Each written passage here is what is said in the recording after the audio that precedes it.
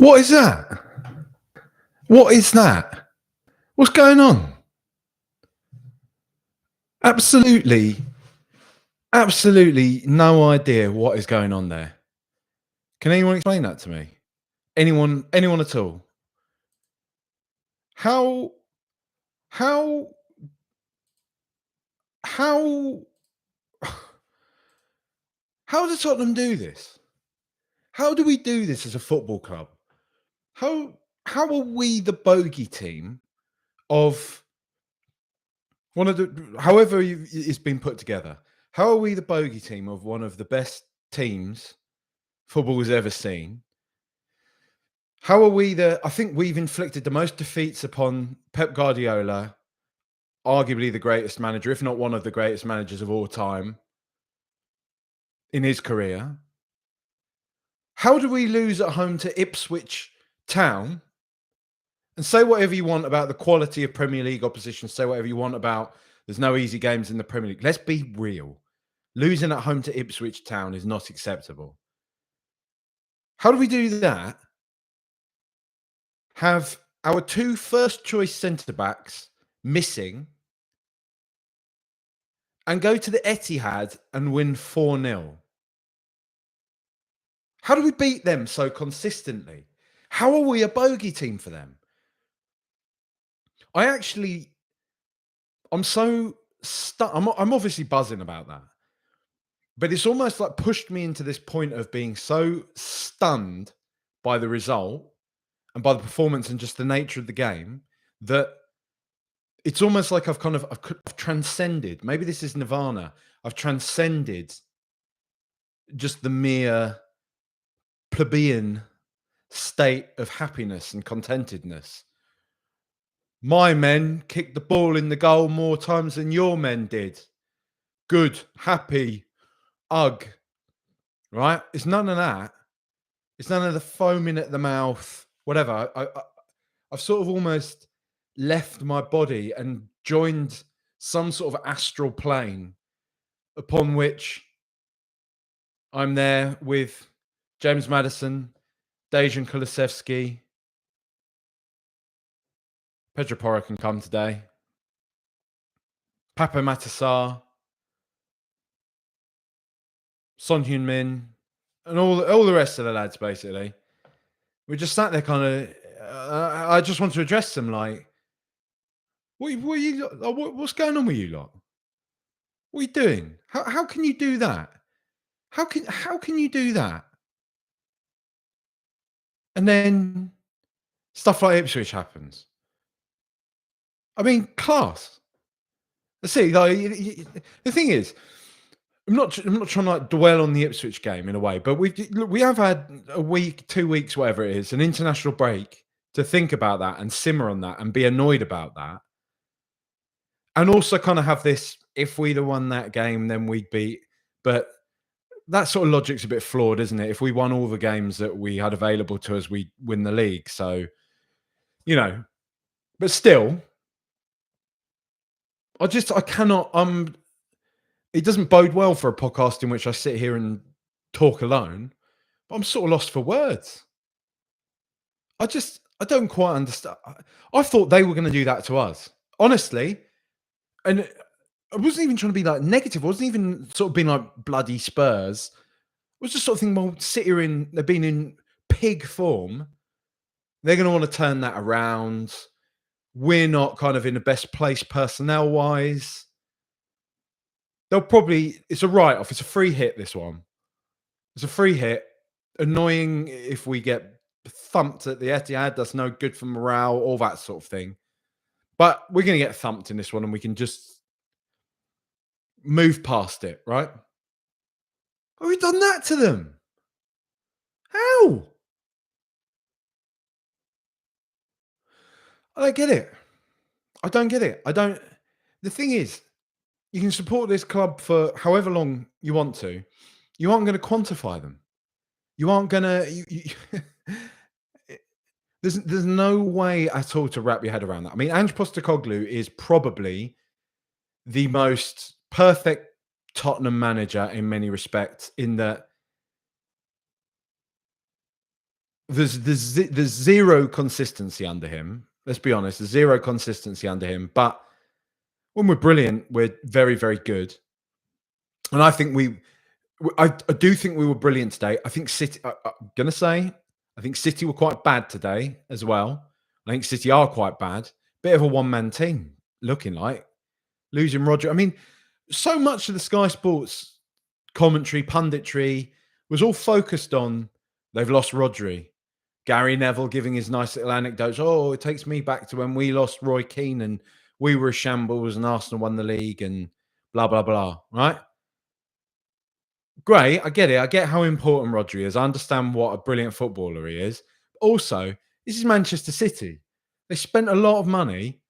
They spend a lot of money on wages to a lot of good players. I know Kovacic was also injured in the international break and everything, but we've had our two first centre backs out. We've done that to them. We've kept a clean sheet. We scored 4 and we've kept a clean sheet. You can't just put that all on Rodri not being there. Surely their system, that what they do is not as prone to the sort of collapse they're going through at the moment. And I made a joke on Blue Sky. Me, Jack's doing a joke. I did a joke, funny man, on Blue Sky saying that Pep Guardiola is almost entering, or is he? It was a question more than anything. Is he entering his Daniel Levy vanity appointment era? I mean, I highly doubt that he is, but it's, I don't get it. I don't understand it. I don't. Why do they do this to us? Why do they do it to us? Where are we now? 6th in the table, 19 points. I mean, if Liverpool don't win it from here, that is an epic bottling. Yes, it may only be 12 games into the season, 11 for them, but 12 games into the season. That's the rules, isn't it? That's the rules. That's how it works.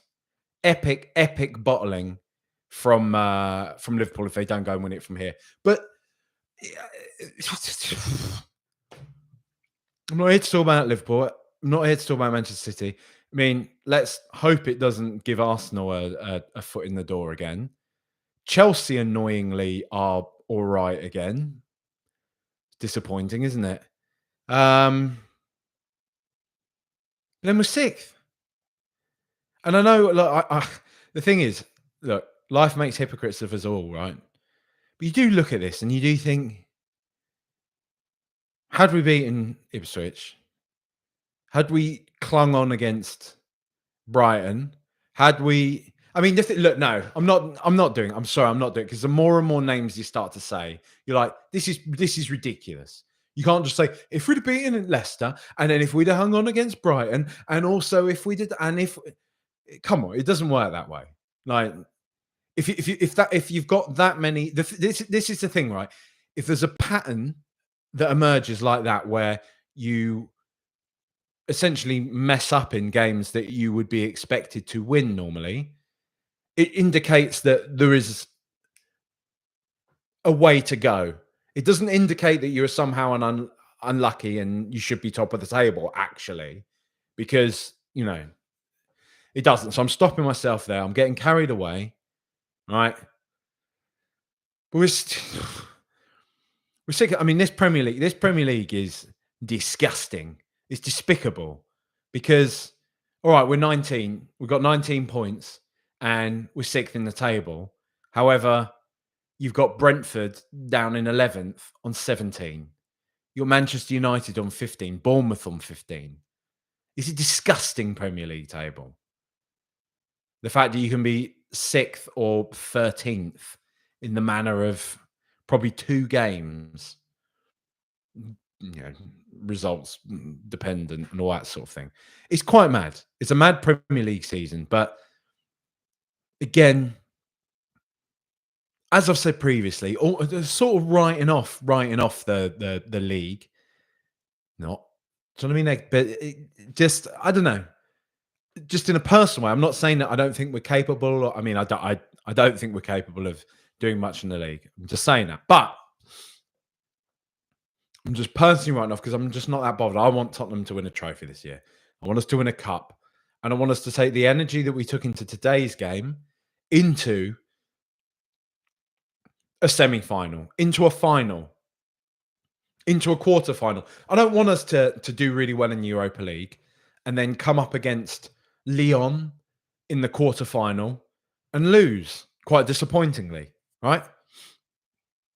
I want Spurs to be able to actually start to sort of go into some of these bigger games and show the sort of Spurs that we have today. Because, I mean, 4-0 at the Etihad. I mean, there's something else as well. I think they were saying at the end, Charlotte was saying just as I was coming up to record this, that's the first game they've lost at the Etihad in a lot of games as well. I don't know. I don't get it. I don't. It is cliche and it is trite, but it's really hard to fathom this football team at the best of times. I mean, that's a great afternoon. That's a great evening. Brilliant, wonderful. Don't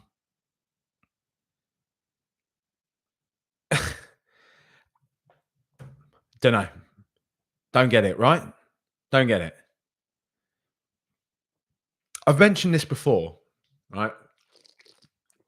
I'm going to talk about it again. Pep Guardiola, with that little pearl of spit that he rolls about on his tongue, that people think is chewing gum, but it isn't. It's a ball of saliva. There was one particularly unpleasant shot when I think we were 3-0 up at the time, and they were showing him on the touchline, just looking despondently from the touchline, looking out despondently onto the game, and you see him like rolling his tongue over, and he's got that pearl of spit in it, and it's almost like he flobbed it just straight into the camera while they're at him. I'm surprised the sort of the producer or the vision producer, whatever, didn't swap away before he did that, because it's usually on a few seconds delay.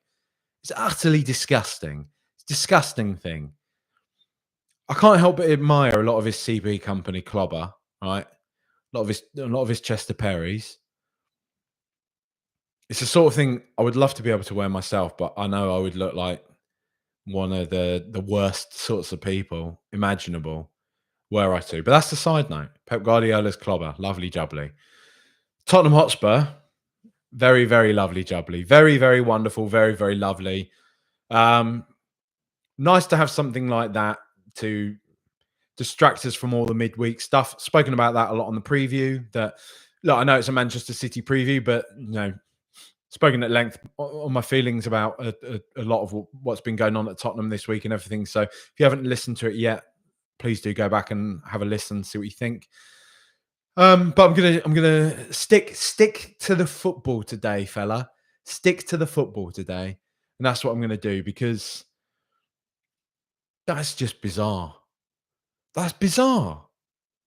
I don't get it. I don't understand it. I simply do not understand that. Manchester City, yep, Lions share of the possession, 59%. Passes, more passing accuracy, more shots, but fewer shots on target. A lot of fouls, quite a few yellow cards. I'll tell you what, Kyle Walker, and to be fair, do you know what I mean? I wouldn't mind being in his sort of physical state, to be honest. But at the same time, when you're kind of benchmarking Kyle Walker against Kyle Walker, he looks shagged out, doesn't he? And I don't mean that in any salacious way. I know there's been lots said about his off-pitch antics. I just mean that in the colloquial term of looking very tired. And he does, doesn't he? He looks like the competitive dad, right? I tell you exactly what he looks like. He looks like the competitive dad, right? That has always battered all the older dads. He's maybe a dad that had a kid in his mid-20s, right? No judgment. I'm not saying that in any dodgy way. I'm saying he had a kid in his mid-20s, and He would rock up at the sports days, and all the other dads are maybe 10 years older, and he would ping it every single sports day, be proper competitive dad, show off to all the other mums, blitz the sports day and look class. He's starting to look now like that fella that suddenly is realizing, oh, what? I'm the one that's 10 years older now. And there's suddenly all these younger ones coming in that are really fast and really fit. Because, I mean, I know he's a bit injured. I know he's still a very fast, and he's an athlete. But like I say, benchmarked against himself, he he looked a state at the end of that game. I don't know if you saw it. They the camera, and I make fun of this as a meme where I'll find a picture of a morbidly obese man holding a phone saying, James Maddison is crap or something like that. I get it. I completely appreciate the irony of this. However, as podcasters and whatever bedroom broadcasters, we're allowed to do this. Our whole function here is to sneer and laugh at the people who are far fitter, richer, probably more talented in their specific discipline than any of us are. But we get to do it because we can, can't we? It's funny. And seeing Kyle Walker look as awful as he looked walking off the pitch, the end of that was quite hilarious. It was quite funny. It was quite funny seeing. And I do have to say, I hate it because I'm conflicted, because it kind of plays into something that Arsenal fans really love, but it is kind of funny, right? Rivalry aside, clap, clap, clap, clap, clap. It is kind of funny that ever since Erling Haaland said, "Be humble," to Mikel Arteta, he's been an absolute dog's dinner. I mean, he was atrocious today. He was atrocious. His runs were all off. He wasn't really looking for. The funny thing is, the mad thing is, and I don't care, even if there's the City fans who pick up on this or whatever, or any Tottenham fans that don't like Dominic Solanke. I look at the performance of somebody like Dominic Solanke today, and yes, I know he's never going to score the same amount of goals as Erling Haaland. Yes, I know he's somewhat profligate in front of goals sometimes when opportunities arise. However, everything that Dominic Solanke was doing today that aided and affected City's play, aided our play, got us into the amount of positions, stretched the opposition in the way that he didn't stop working for the team, is something that you will never get from Erling Haaland. He doesn't do that. Like, he's like a, he's like a, I don't know, I can't think of a metaphor. I hate this. Do you know what? I've started doing this thing lately. I've always sort of hated metaphors. And I can't remember who it was that said it, but there was some quote from like a famous person quite recently that somebody brought up in an interview on a podcast, saying they said they hate metaphors because why would you, if you want to say something, say that. Don't say it in a different way. And I've always kind of felt that, me and this no doubt literary genius on similar wavelength there, probably. And but I've always sort of felt that. I've always kind of detested metaphors. And yeah, for some reason I keep sort of falling into it when I'm doing these pods and stuff now. I don't like it. I keep checking myself. Erling Haaland is a brutally effective goal scorer. However, I will still say, I said at the time when he was still playing for us, and I still maintain, he's not patched on Harry Kane as a footballer. Harry Kane can pretty much match him in the goal stakes anyway, and provide so much more to a team. What Dominic Solanke was doing for Tottenham today, Erling Haaland just, you know what I mean? Sort of floating about, waving his arms around, getting pissed off with people. I just didn't see the point of him today. And it was kind of mad. It was kind of mad. And I know Solanke didn't get on the score sheet, but I thought he had a wonderful performance today. I thought the way that he worked so hard for the team, and I've said it on here before, and I'll say it again. I think in terms of like big money signings, I'm talking this kind of 50 mil plus club. And this isn't an edgy take at all because they've all been dreadful, really, haven't they? He's the best big money signing we've ever made. He definitely is. And it would be, look, it's not negative. It would be nice to see him pop up with a few more goals. Yeah. But he does so much for the team. He does so much for the team in this system, and he did so much today. I know I do all the players and stuff individually, but star of the show again, Dejan Kulusevski. Even when he got shifted out to the right, he was suddenly like, you know what, bollocks to it. I'm still going to be just the best player, I reckon, today. I just fancy it. I just fancy being the best player today. I wonder if Pep's going to give it a Kulusevski. What a player. Kulusevski, what a player. You know? I don't understand it. I don't understand this football club. And I know, look, I know we like to, in that sort of variety show way, say, I wouldn't change them for the world. I fucking would. I'd like us to be consistent, and I'd like us to actually win stuff. As much as it's nice to kind of give ourselves these sort of funny platitudes of only we could do this, what are we like? I'd kind of rather we didn't. I'd rather we, do you know what I'd rather we did? What Liverpool are doing this year. You know? I'm going to enjoy today. Don't get me wrong. Today's brilliant. It's wonderful. It's great. And hopefully, this is us turning a corner and whatever. And if it's not, it's not. And we just enjoy this. Remember that time we smashed up Man City at the Etihad? 4-0. 4-0.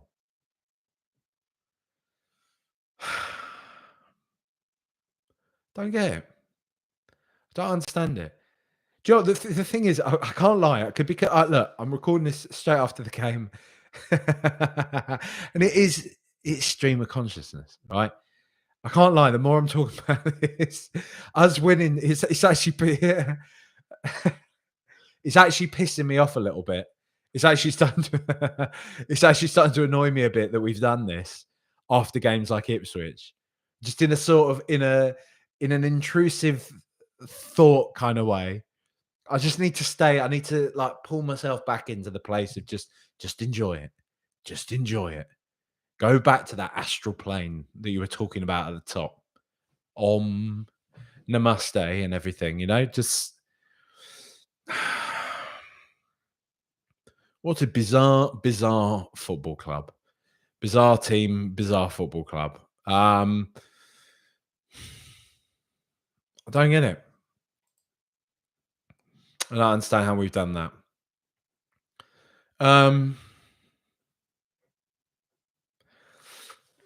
Let's do some of the players. Yeah, I'm going to do the players. So, Julien Vicario, good. Pulled off some good saves. I will say, because I've been very vocal in support of him, been very vocal against the haters, that I have started to watch him a bit more closely, and he does flap for Italy on corners, doesn't he? He's very, very dodgy. He's starting to do that. Apologies if you don't remember him, but Arsenal used to have this old keeper called Alex Manninger. And I remember his stint in goal for Arsenal was characterised by the fact that he always used to punch the ball. He opted for a punch every single time. Vicario's weirdly started even trying to do that a bit, like punch the ball instead of trying to grab it. I don't know if he's like in his own head too much or whatever, but there were a few moments where I was thinking, that doesn't look good. That looks a little bit shaky. And I am starting to notice maybe a little bit of what some of the more critical Vicario truthers are saying. But also in saying that, he pulled off a number of very good reflex saves. His distribution, as ever, was very strong. A good performance overall. Fella's got a clean sheet away at Manchester City. You know? Pedro Porro, what a goal. I like that he kind of, I think he played around with the idea of not celebrating in quite I think he was sort of taking the piss of players that don't celebrate against old teams and all that sort of thing. Because, he's at Manchester City for about 5 minutes, hasn't he? So I think he kind of played around with that a bit and then celebrated, and, very good goal.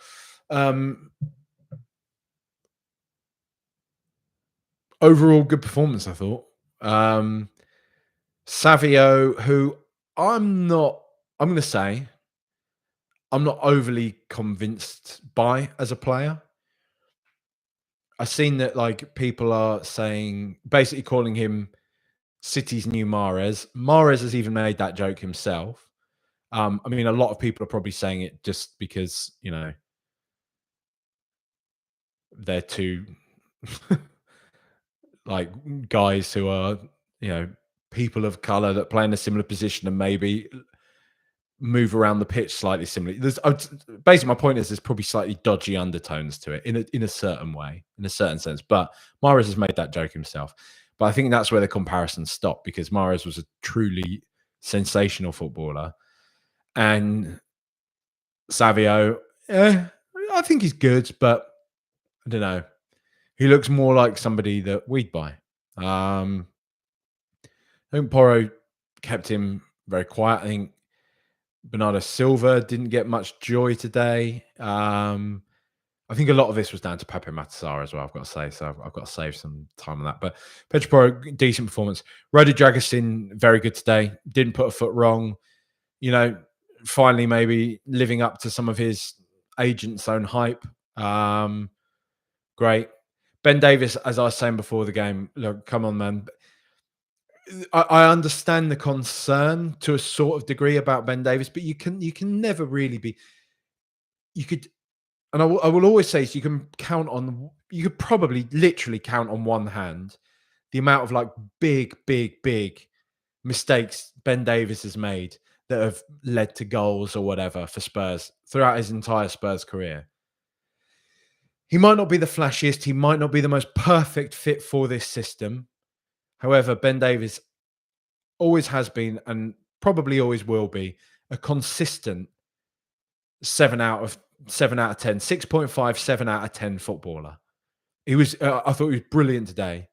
Lovely block from Erling Haaland that kind of went under the radar a little bit as well in the first half. I think maybe when we were only 1-0 up at that point. It was a lovely little, he kind of threw a leg out and got it in the way of a shot from Haaland. So very nicely done there from Ben Davies. But Davies is a lovely player. And one of the things I've said about him in the past, and I'll say it again, is that he's that type of player. He's like the Nicky Butt, the John O'Shea. I mean, Thingamy, what's his name? Northern Irish guy, Johnny Evans. Is it Johnny Evans? Whatever. Basically, Manchester United players, isn't it? But, well, I mean, you look at even someone look at, Danny Welbeck. Again, well, actually, he's not just Arsenal. He's Manchester United as well.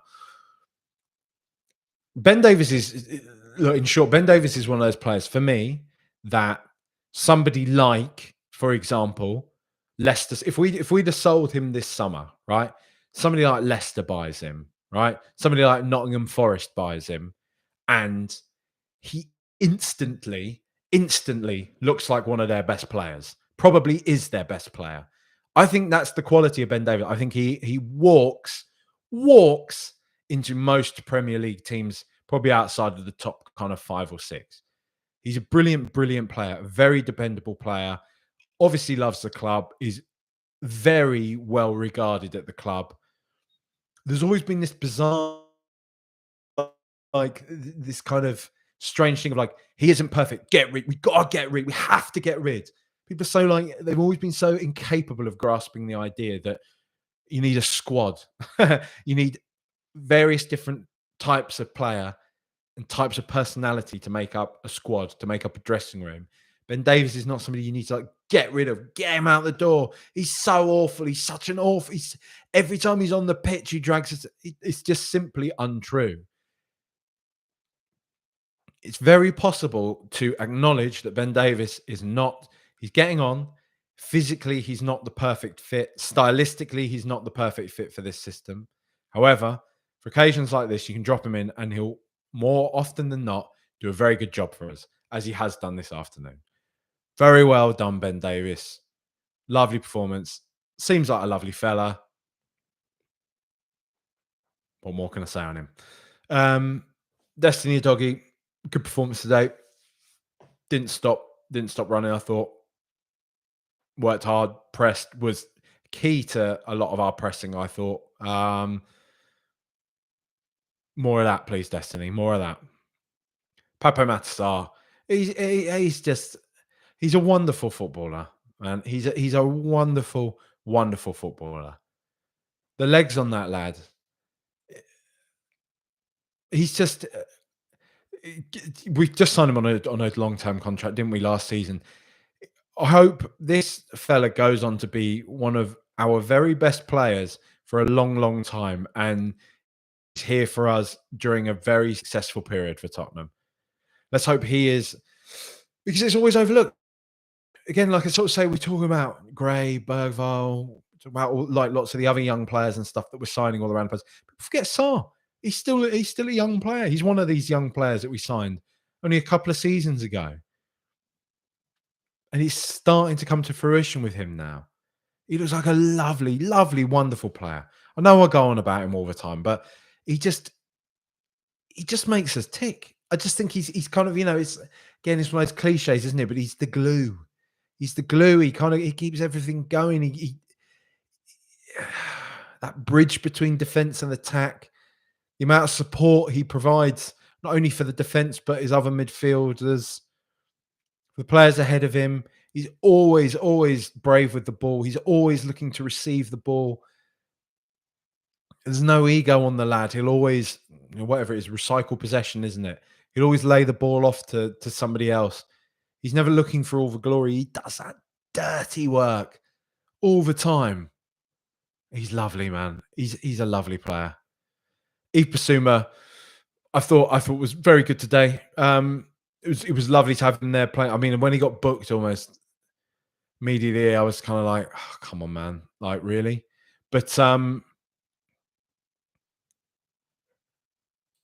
great performance. And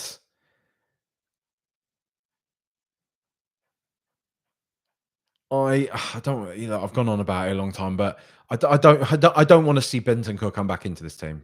I don't. Like, this is Basuma, Sarr, Kulusevski.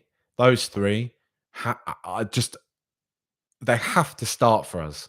They have to start for us. They just have to. They just bring so much balance to the team.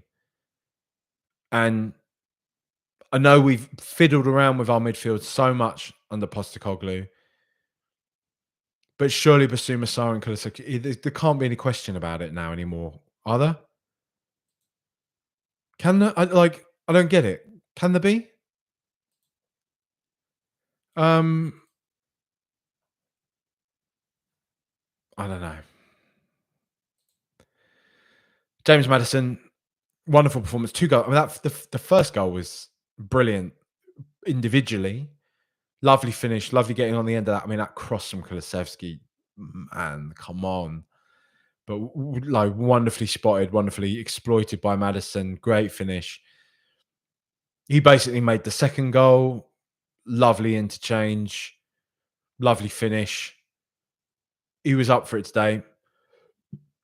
On his birthday, let's hope this can spark him back into life, because he has been in a rut. Look, again, I've seen the kind of the apology slip going around, and it was all, what are the excuses? I don't understand football. I haven't been watching James, blah, blah. I'm sorry. I don't care what the underlying data says. James Maddison has struggled this season. He has. He has. But he was great today, and hopefully he can kick on from here. Because there's a lot kind of been made about it. I saw there was some articles and stuff like that going into this game, really amping up. Is James Maddison going to play?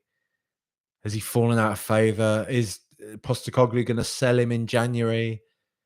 And then he's just started away at the Etihad and banged in 2 goals. So it's a way to sort of shut all that noise down a bit, isn't it? And, good. Much to our benefit. Dejan Kulusevski. How many times can I keep going on about this fella? How many more times can I talk about this? He's a revelation. He's our best player. He's a player of the season. He's a wonderful, wonderful, wonderful, wonderful footballer. Unbelievable. Absolutely ran the show today.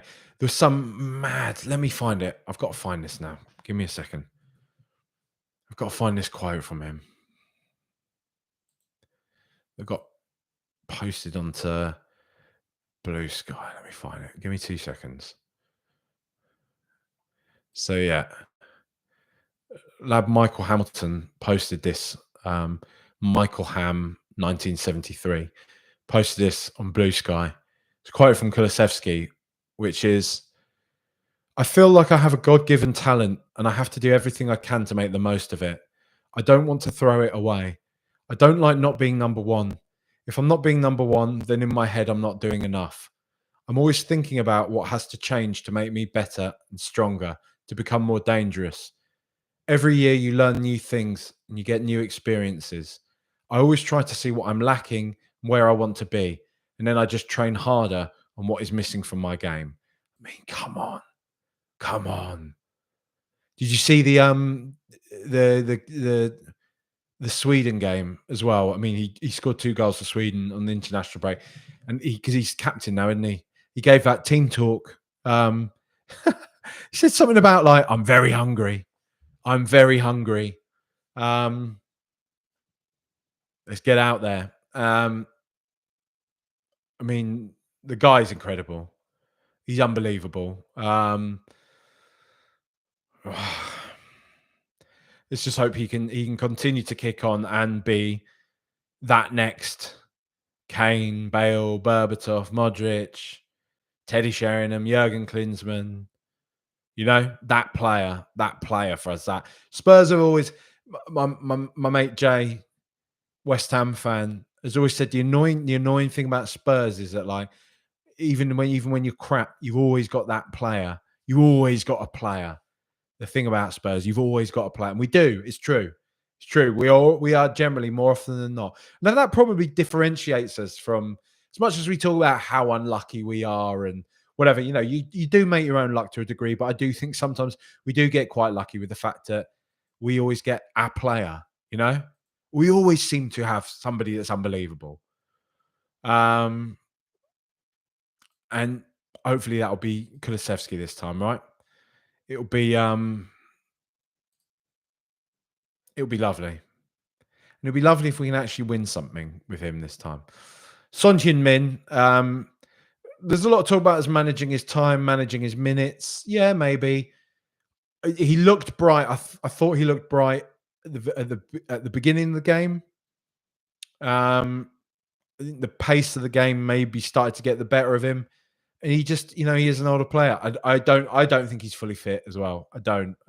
He looked very, very disappointed to be taken off, but it was probably the right decision. He's just come back from international duty, a lot of air miles.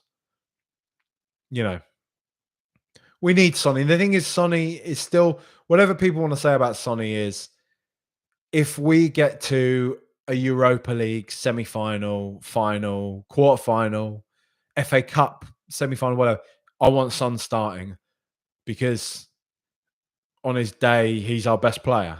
He just is still. He's the superstar in the team. And,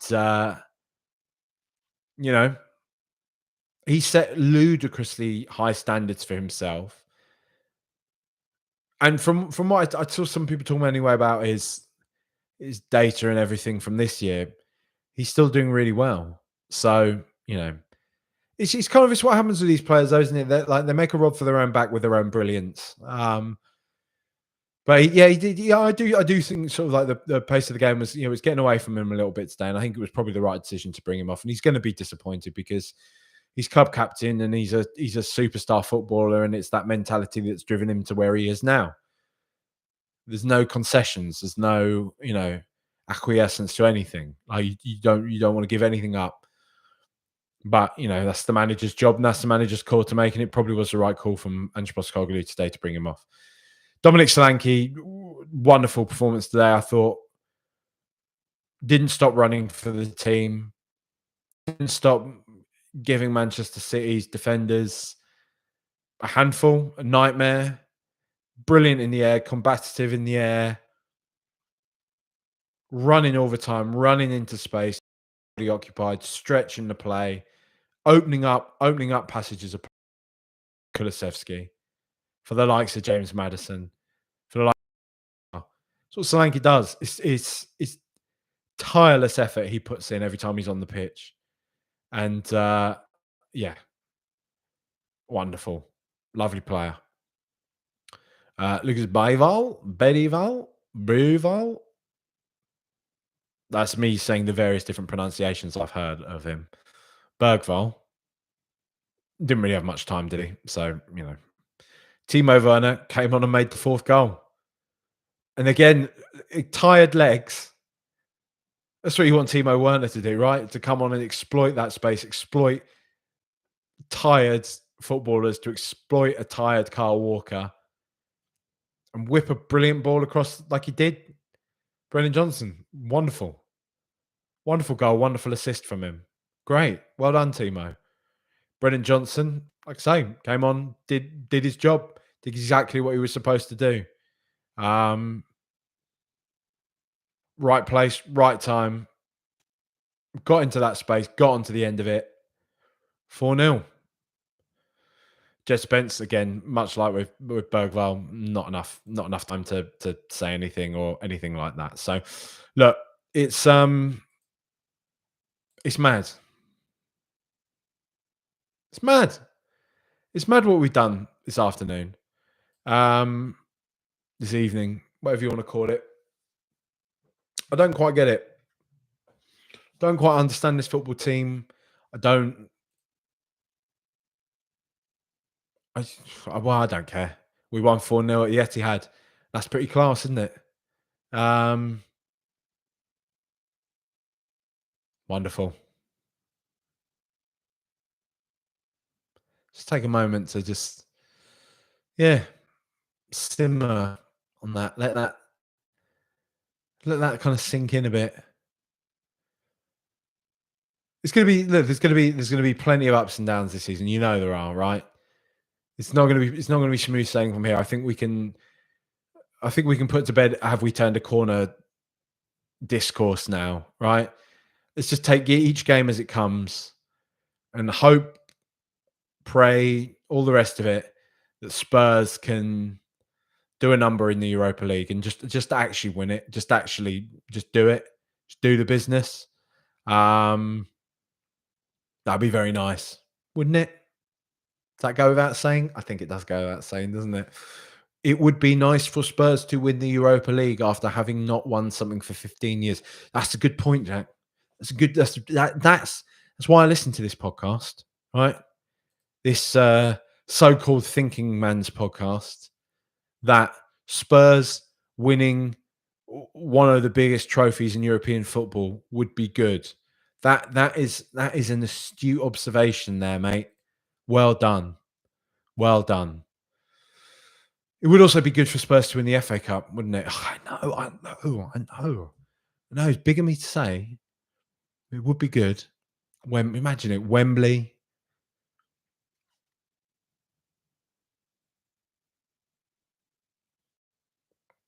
It's just Chaz and Dave booming. I mean, would they still? Yeah, I'm sure the club would get a bit of Chaz and Dave playing out. Players with scarves wrapped around their heads. All the smoke going off, confetti everywhere. navy and white ribbons on the FA Cup at Wembley, you know? Come on. Sonny lifting it. Having that photo finally, having that photo of Son lifting an FA Cup, and that's it. Etched into history. Please.